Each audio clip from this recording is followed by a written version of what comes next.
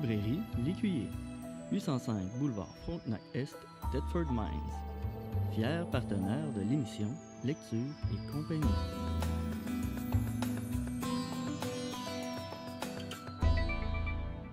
Mesdames et messieurs, bonsoir. Cette semaine, dans le cadre de l'émission Lecture et compagnie, on reçoit une auteure. Qui va venir nous parler d'auteur. Donc, bonjour Julie. Bonjour. On va commencer par parler justement de ton parcours à toi en tant qu'auteur, parce que tu as à ton actif un roman, roman de fiction, pas un roman historique. C'est quoi? Non, c'est un roman de fiction qui était destiné à la base aux adolescents, qui a été publié finalement dans une maison d'édition qui cible pas nécessairement les jeunes. Mais c'est ça, donc c'est un roman, c'est pas de l'autofiction, on peut pas dire ça, mais c'est sûr que le contexte dans lequel le personnage principal évolue ressemble à celui que j'ai vécu quand j'étais jeune et tout ça. Là, c'est un journal intime, en fait, d'une jeune fille et puis qui vit plusieurs difficultés à la campagne, qui a un petit peu caractère rebelle. C'est ça. Fait que ça avait été quand même apprécié de la critique. Il y a eu quand même... moi, je reçois encore des redevances de copybec. Fait que je me dis que dans les écoles, les enseignants doivent l'utiliser encore. Fait que c'était intéressant de voir que ça a perdu. Ça fait déjà 10 ans de ça. Ouais. Ouais. Ah bon. Donc, puis là, tu me disais que tu étais en rédaction aussi. C'est un passe-temps pour toi, hein, parce que tu n'es pas écrivain à temps plein. Non, pas du tout. C'est un passe-temps. Je me considère pas comme écrivaine là, du tout. Là. Mais oui, auteur, parce que oui, j'ai publié un roman, puis aussi quelques contes, aussi quelques chansons. Donc, c'est ça, pour mon plaisir personnel. Le plaisir de l'écriture. Oui, exactement. Et là, tu me disais que tu t'étais fixé un objectif dans la prochaine année de terminer ton deuxième roman. Il faut, là, ça n'a pas de sens parce que ça fait quand même presque... l'idée, est née peu longtemps après l'apparition du premier, tu sais, puis, mettons, 2-3 ans après. Et puis là, ben, tu sais, j'ai commencé à l'écrire, puis je l'ai laissé comme tomber un peu. Là. Après ça, on écrit une douzaine de pages, puis on le laisse tomber, puis après ça, on le relit. Puis, tu sais, fait que le processus est long, puis je sais, ça prend du temps, mais vu que j'ai un travail à l'ordinateur, on dirait que la fin de semaine, le soir, j'ai pas le goût d'être devant mon ordinateur, sincèrement. Fait que c'était un peu ça. Fait que là, je me suis remis à l'écriture à la main. Et puis, c'est plus... c'est plus inspirant. T'es plus prolifique. Oui, puis c'est plus inspirant de toucher que d'être encore devant un écran. Là, oui, voilà. C'est un petit peu la question que je me pose souvent. Est-ce qu'un écrivain ou un auteur aujourd'hui écrit directement à l'ordinateur ou écrit encore à la main? Moi, je pense que la plupart, c'est rendu à l'ordinateur. Ouais. Moi, je préfère écrire à l'ordinateur.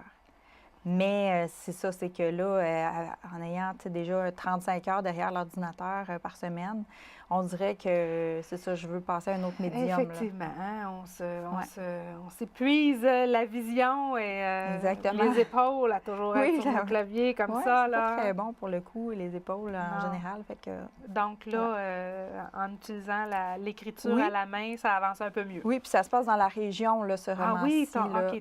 Ton prochain roman, c'est dans la région. Je me suis mis dans la peau d'un personnage masculin. Donc, je pense que ça va être intéressant, mais c'est ça, il faut y mettre l'énergie et puis la volonté. Là, donc, pour la prochaine année, à l'émission Rencontre, on te recevra cette fois-là en tant qu'auteur. J'aimerais ça, mais à suivre, là, on l'espère. OK. Et aujourd'hui, tu as choisi de nous parler d'auteurs d'ici. Oui, bien, une auteure en fait, c'est moi qui te l'ai demandé. oui, c'est ça. Une auteure d'ici. Oui.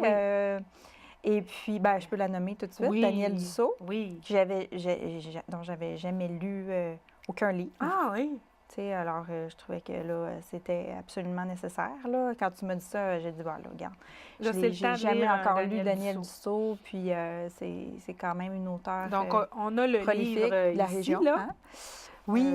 Danielle Dussault, Camille ou la fibre de l'amiante. On va en parler en deuxième. On va commencer par un autre auteur. Jean-Philippe Barry-Guérard. Bien, qui est pas nécessairement de la région. Bien, ça veut dire qu'il est né à Plessisville. Hein? Il est né à Plessisville. Okay. Mais a-t-il vécu longtemps à Plessisville? Je n'ai pas trouvé la réponse à cette question-là. Donc, lui, c'est un auteur quand même assez jeune, fin vingtaine, je crois. Oui, fin trentaine aussi, c'est jeune. Oui, c'est vrai, on va se dire ça. Tout est relatif. Puis, il a écrit un premier roman, Sport et divertissement. Là, celui dont je vais vous parler, c'est Royal. Royal. Oui, avec... Et là, rappelle-moi son nom. Jean-Philippe Barry-Guérard, un autre composé. Ben oui, Jean-Philippe Barry-Guérard. Bon. Oui, exactement. Donc, moi, je n'ai pas la copie avec moi. Non, c'est ça que tu me disais. On n'avait pas eu la possibilité d'aller chercher le volume. Non, pas grave, tu m'as sorti des petits papiers, là. Donc, lui, il a gagné ce roman-là, Royal, a gagné le 15e prix des collégiens. Donc, les cégepiens, en fait, là, qui votent pour un livre. Donc, ça, c'était l'année en 2018. Ah oui? Les cégepiens votent pour leur auteur favori? Ou oui, quoi, une fois par année. Donc, c'était intéressant. Moi, j'avais lu ça, puis j'avais dit, bon, ben je me suis dit, en fait, là, ça serait intéressant d'aller lire ce que les étudiants, ce que les jeunes... Oui, c'est ça. Qu'est-ce que les jeunes en pensent? Oui, c'est ça. Qu'est-ce que les jeunes aiment aussi. 15e prix des collégiens. Donc, c'est ça. Puis je suis allée lire ça. Donc, c'est un livre... Il paraît jeune, hein? Regarde, il a l'air tout jeune. Bien, c'est ça, fin de la vingtaine, hein? Oui, beau barbu. Beau barbu. C'est un homme qui est aussi dramaturge, qui est aussi comédien, metteur en scène. Bon. Tu es étudiant en théâtre. Donc, il sait mettre en scène son personnage et il le fait très bien. Donc, c'est un roman à une voix narrative. Donc, c'est un individu qui parle. C'est un roman écrit à la deuxième personne du singulier, donc au-dessus. Oui. C'est assez particulier. L'histoire met en scène un jeune étudiant en droit à l'Université de Montréal qui doit entrer dans les conventions là, de son milieu, de son domaine d'études. Donc, beaucoup de compétitions, beaucoup de performances. Et aussi la superficialité là, à travers tout ça, là, le monde, le monde d'aujourd'hui, en fait. Hein? Oui, oui. Mais vraiment fois 1000 parce que là, c'est très difficile comme milieu. Et lui, il n'a pas étudié là-dedans, mais il y a un de ses proches qui a étudié en droit, donc il s'est inspiré de ça. Donc, l'action se déroule dans le monde actuel. Puis, il place le personnage dans une étape très importante là, de son parcours scolaire. Il faut qu'il se trouve un stage dans un cabinet d'avocats. Donc, c'est la course parce qu'il y a beaucoup d'étudiants en droit qui se cherchent un stage et tout le monde veut avoir la place dans le meilleur stage possible dans un gros cabinet, j'imagine. Ah, bon. Donc là, ça dépeint toute la noirceur autour de ça. Donc, les compétitions, les coups de cochon, oui, exactement. Comme ils disent, le trashing, les jeunes, là. Oui, mais c'est pas... Oui, il y en a, ça, c'est sûr, mais c'est beaucoup, tu sais, intériorisé. Le personnage, tu sais, il le vit, là, vraiment difficilement. Puis, nous, on le ressent vraiment, là. C'est comme une espèce de détresse que vit le personnage. C'est un peu, tu sais, c'est un peu de l'humour noir aussi, là, à travers ça. Là, c'est pas une lecture qui est lourde, là. C'est quand même léger, tu sais, malgré que le sujet est lourd. C'est lourd, oui. Par la façon dont l'auteur écrit toutes les actions et les émotions aussi. Donc, c'est ça. Donc, le personnage principal, dans le fond, est appelé à vivre tout ça. Puis, il prend des smart drugs, il vit une crise existentielle, il y a sa copine à travers ça aussi, là, qui... Bon, je ne vous dirai pas tout parce que si vous le lisez, évidemment, ça va être dommage de vendre des punchs. Mais c'est ça. Donc, c'est comme une course folle au stage. Puis, à travers ça, c'est une critique, dans le fond. C'est une critique du monde actuel. Même que ça va plus loin. On peut dire que c'est une critique du monde capitaliste dans lequel on vit. Évidemment, c'est pas nouveau, là, on le sait. Puis, c'est pas le premier à le faire, mais c'est quand même... Tout ça est très, très juste. C'est vraiment bien écrit, dans un langage cru. Là, j'ai un extrait que je peux vous lire. Oui, oui, parce que c'est un peu ce qu'on dit ici là, dans l'article là, que tu m'as prêté. Là, le tu dans la narration a peut-être eu un effet plus grand que le trio sexe, alcool, drogue qui ponctue le roman. Dans le sens que oui, ça vient, c'est La percutant. chose dont là. je me suis fait beaucoup parler, c'est l'anxiété de performance. Oui, bien c'est ça, l'anxiété de performance de ce milieu-là. Tu sais, c'est Oui. ça parle aussi des classes sociales, là, beaucoup, tu sais, c'est comme une caste, là, tu sais, quand tu rentres dans ce milieu-là, on va dire, du monde du droit, les jeunes, même les jeunes, les plus jeunes, tu sais, c'est souvent, bon, on va dire, c'est un peu préjugé, mais beaucoup, tu sais, des gens fils de riches et tout ça. Puis, c'est vraiment une critique aussi des classes sociales encore aujourd'hui, là, qu'on ne peut pas se défaire là, de ce carcan-là. Il y en aura toujours et c'est encore actuel là, de penser que bien, on vit dans ce monde-là, puis ces jeunes-là, bien, ils vont reproduire le même pattern que peut-être leurs parents, puis que ça se perpétue, puis c'est... En tout cas, moi, j'ai trouvé ça très, très bon, de la façon dirais que c'est pour les adolescents, pour tout le monde. Bien, adolescents, même que... Fin de l'adolescence. Fin de l'adolescence, puis adulte. Moi, j'ai vraiment... En tout cas, je me considère comme une adulte, puis j'ai vraiment beaucoup aimé ça, parce que c'est ça, tu sais, j'ai écrit pourquoi je le recommande. En fond, ça dépeint très bien un univers très peu connu, premièrement, de ce domaine d'études-là. Ça dresse un portrait de la jeunesse d'aujourd'hui. Puis, ça se lit extrêmement bien. Tout est bien amené. Même si le langage est parfois cru, c'est toujours juste, c'est toujours cohérent. On dirait qu'on y croit. C'est ça qui est, dans le fond, moi, ce que j'aime dans cette nouvelle littérature-là. J'ai lu quelques livres dans ce style-là aussi. Puis, bien, tu sais, oui, c'est cru. C'est beaucoup moins littéraire que l'autre roman dont je vais vous parler tout à l'heure.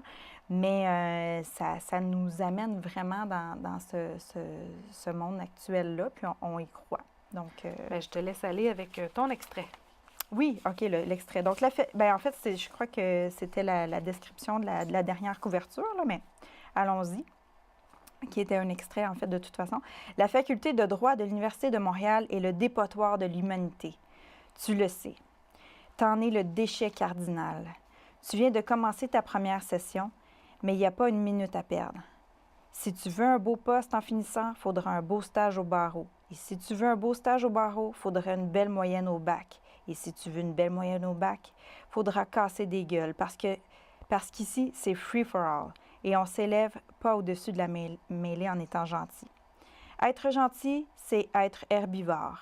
C'est se vautrer dans la médiocrité. Et toi, tu comprends pas la médiocrité. Tu aimes pas la médiocrité. Tu chies sur la médiocrité. Toi, tu es venu ici pour être le roi de la montagne. Et le début des cours, c'est le début du carnage. Donc, il y a cet esprit-là, tu vois, tu sais, qui se pose en combattant, mais d'un autre côté, tu vois aussi l'être fragile. Fait que tu peux pas vraiment l'haïr, le personnage, même s'il est détestable un peu, là. Bien, écoute, je vais te dire, moi, j'ai fait mes études à l'Université de Montréal et c'est exactement ce que les gens de droit disaient à l'époque. Ah, ben, tu vois, quand ils commençaient leur bac en droit. Ça n'a pas changé beaucoup, effectivement, Sûrement. malgré les années. Ma soeur aussi, elle a fait son droit, puis c'était comme ça qu'elle me disait. Et là, oui, là, on parle de Madame Dussault. Oui, Madame Je vais le Dussault. laisser là, le livre, là, mais Camille ou la fibre de l'amiante, pourquoi tu as choisi celui-là? Parce qu'elle en a plusieurs, oui. Madame Dussault. Bien, je voulais vraiment, je sais qu'il y en a plusieurs qui se posent dans la région ici? dans la région, à Thetford Mines, mais celui-là particulièrement, en tout cas, j'en étais certaine.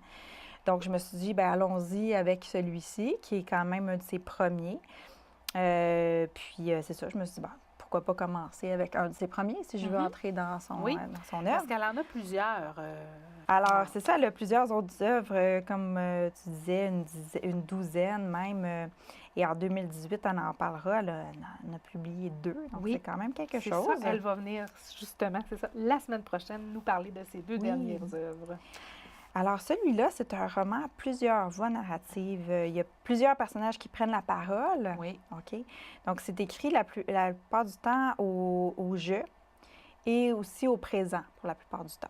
Donc, ça fait entrer le lecteur dans un mode plus personnel et aussi plus... Moi, j'aime bien quand c'est au présent aussi.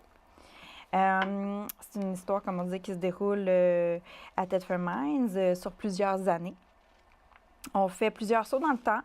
Puis ça aussi, ça rend le récit dynamique et puis ça aide à positionner l'intrigue, là. Est-ce que ça a une petite saveur historique ou pas vraiment? Oui, quand même, oui, parce qu'on parle de la grève. Ah. On parle, la grève, je De sais pas si 75? oui, c'est ça qui s'était OK. passé. Il n'y en avait pas eu une autre avant? En 42, Oui, je pense que c'est celle-là. dans les années Et 40. excusez-moi si je me 49, trompe. 49, je pense. Oui, je crois que c'est elle, parce que par rapport au récit qui se passe plus des années 20 aux années 70, Oui. d'après moi, c'est plus celle-ci. Il parle de Caldwell. Est-ce que toi, tu connais... Comment? Ce que je me demande, c'est si Caldwell, qui était la mine, si Oui. c'est fictif ou réel, là. J'ai pas fait de recherche là-dessus, là. OK. Mais C'est la mine? c'est le propriétaire Caldwell. Bien, on lui demandera. On lui demandera. Donc oui, c'est ça. Il y a quand même une saveur historique parce qu'on décrit vraiment, surtout tellement bien, toute l'ambiance de la ville à l'époque. Je veux dire, il y a des descriptions qui sont tellement savoureuses, là, par rapport... tu sais, on sent vraiment les sons, ce qu'on pouvait voir, comme, tu sais, très poussière. la poussière, mais c'est décrit de façon hyper poétique. Donc, contrairement à ce qu'on pourrait, tu sais, on pourrait s'en faire une image d'apocalypse, là, presque, là, en disant il y a de la poussière dans l'air, puis tout ça, mais elle arrive à le décrire de façon tellement poétique que ça devient comme un peu onirique, là, tu sais, comme dans un rêve, là, tu sais. Moi, j'adore son écriture, là. Comme je dis, j'avais pas... Là, tu as découvert quelqu'un, là. Ouais, ça ne sera pas ton dernier, hein? Non, je penserais pas. Ton premier, puis Oui. tu es intéressant à lire plus. Oui, là, j'ai aimé son style. C'est très fin, c'est très juste, c'est très beau. Donc c'est ça. Puis ça décrit le livre, dans le fond, décrit en réalité l'histoire de 3 générations d'une même famille qui se voit répéter un genre de schéma. En fait, je peux pas vendre encore une fois. Ben non, on veut pas. La mèche, là, tu sais. Mais il répète ce schéma-là bien malgré les dames dans ce récit-là. Donc, c'est une histoire au féminin. Au féminin, mais il y a un personnage quand même masculin qui prend à un moment donné la parole aussi, là, toujours au jeu. Donc, ça, c'est le père de Camille, en fait, Lodore. Il s'appelle Lodore. Lodore. Oui. Donc, c'est ça, à tour de rôle, on entend Ludger, Maria, Rachel, Lodore, Camille qui prend la parole en tout dernier. Ah bon? À un moment donné, dans le récit, je me disais, bon, est-ce qu'on va venir à parler de Camille? Parce que là, est-ce que Camille va parler? Oui, c'est ça, parce que c'est quand même le titre du livre. Mais oui, c'est là un peu que la boucle se boucle. OK, donc c'est ça se ficelle à la fin. Oui. Un petit peu de suspense ou... un genre de suspense, plus une intrigue, tu sais, plus qu'un suspense. Mais tu sais, je veux dire, oui, à un moment donné, la boucle se fait, puis on comprend. C'est plus dans le mystère que ça se fait que dans le suspense, tu sais. Mais quand même très bien ficelé, justement. On traite des thèmes là, de l'abandon. Je pense que ça se répète beaucoup dans ces livres, dans l'absence, là, dans le fond. Il y a une quête là, à travers ça. Désir de liberté, beaucoup. Tu sais, on sent les personnages qui sont pris dans un carcan, puis ils essaient de trouver la part manquante. Beaucoup de secrets aussi. Tu sais, il y a des secrets qui se révèlent. On parle aussi, encore une fois ici, des castes, la lutte des classes. Oui, parce qu'on est dans un fond de lutte syndicale ici. Oui, c'est ça, exactement. Des années 40 aux années 70. Je veux dire, pendant toutes les moment... années là, de l'exploitation minière, ça a été... Ben oui, Les ben luttes oui. syndicales ont été quand même importantes ici, là. Absolument, c'est ça. Puis on en parle, puis même à un moment donné, dans le livre, il y a le chef, le chef d'entreprise, on veut dire, là, Caswell, qui est là, puis là, c'est la seule fois, si je me souviens bien, dont on parle à la troisième personne du singulier, donc c'est il, tu sais, donc là, on décrit un petit peu aussi comment lui se sent en tant que supérieur, si on veut. Là, Chef tu sais, fait que ça, d'entreprise, oui. ouais, donc ça devient très intéressant. C'est comme on disait, il y a plusieurs voies narratives. Donc c'est ça, fait qu'au fil du récit, on apprend à connaître les secrets troublants de la famille. Il y a une quête perpétuelle qui se trouve au cœur du roman, comme c'est ce qui fait l'intrigue.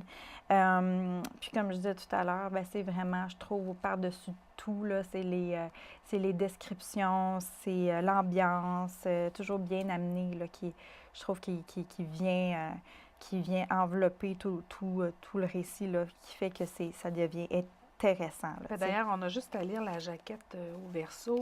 À tour de rôle, Ludger et sa fille Camille reviennent à Thetford Mines. Elle, après quelques années d'éloignement, lui après 30 ans d'exil.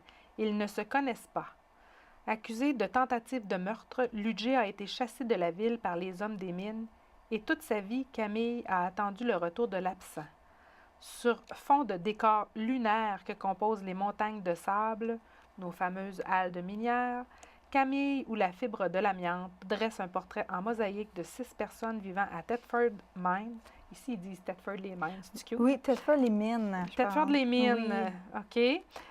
Durant un demi-siècle de son histoire, rongé par l'attente ou la révolte, prisonnier tantôt du mutisme de la ville, tantôt d'un chagrin d'amour inavoué, ces personnages apprennent que les blessures secrètes de l'âme se transmettent d'une génération à l'autre. Mm-hmm. Ah, c'est bien, la description, en effet, la quatrième. Et elle a reçu une mention spéciale du jury du prix Robert Clich pour ce tout premier roman. Oui, c'est ça. Moi, je crois que ça valait cette mention-là. Mm-hmm. Je ne sais pas, il reste combien de temps à notre... On a un petit peu moins de 4 minutes, Julie. Okay. Oui, on est habitué à ça, nous, hein? Oui. En habitué de la télévision, tu sais comment on fonctionne. On a un petit 3 minutes et demie. OK, bien c'est bon, parce que je voulais pouvoir lire un extrait. Oui. Et puis, je voulais, comme tout à l'heure, là, tu sais, pourquoi je recommande la lecture de ce livre, on en a parlé là, quand même, mais ça illustre aussi bien les mœurs d'une époque révolue. Mm-hmm. Parce que, justement, l'Église qui régit toutes les bon, on va dire les mœurs, là, mais tu sais, toutes les actions, ou presque, là, des familles, là, on va le dire, de la là, société, des comportements, c'est ça. Mm-hmm. Encore une fois, superbe tableau de Thetford. Même si je ne l'ai pas vécu, j'étais comme nostalgique. Là, j'avais le goût de revenir à cette époque-là. Puis on dirait que là, le vieux Thetford, je ne le vois plus de la même façon du tout. J'aurais envie de voir plus de photos d'époque un peu partout dans les rues. En tout cas, ça serait peut-être... De se rappeler cette époque-là. Ben oui, non, mais tu sais, d'avoir... des fois, on met ça, là, des photos d'époque, là, un petit peu partout sur les murs, là, pour... oui, j'aimerais en connaître plus. Dans le fond, ça m'a donné le goût de ça. Puis, ben évidemment, une magnifique plume. Le récit est bien ficelé, il est cohérent. Et pour toutes ces raisons-là. On te laisse lire ton extrait avant la fin. Et oui, puis là, je vais choisir le plus petit extrait puisqu'il reste moins de temps. Ces rues tranquilles, elle parle de la ville, le soir déserté. Son étrange murmure fait de dynamitage et de labeur journalier.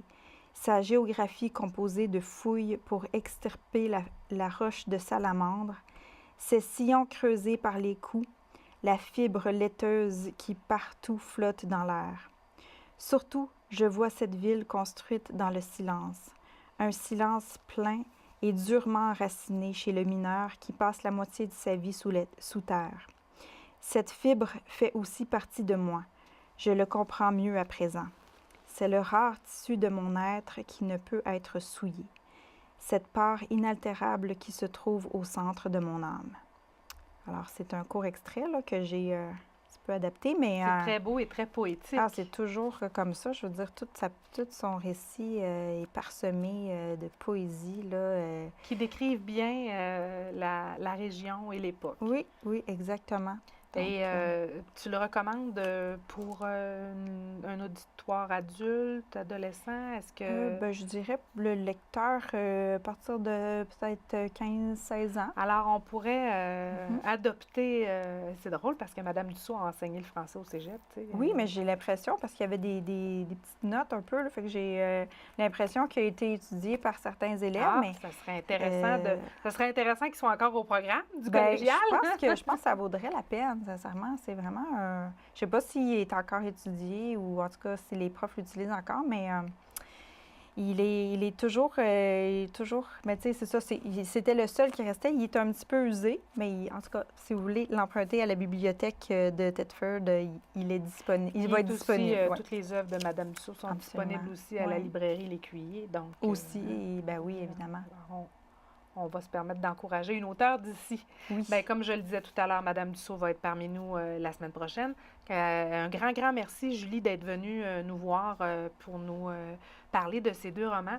On te garde en réserve l'année prochaine pour ton propre roman. Je ne sais pas s'il va être publié l'année prochaine, mais j'espère au moins qu'il va être terminé.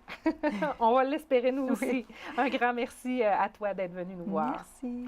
Quant à vous, mesdames et messieurs, on se quitte pour la semaine, mais soyez des nôtres avec Madame Dussault, Danielle Dussault, auteure, dès la semaine prochaine. Bonne soirée.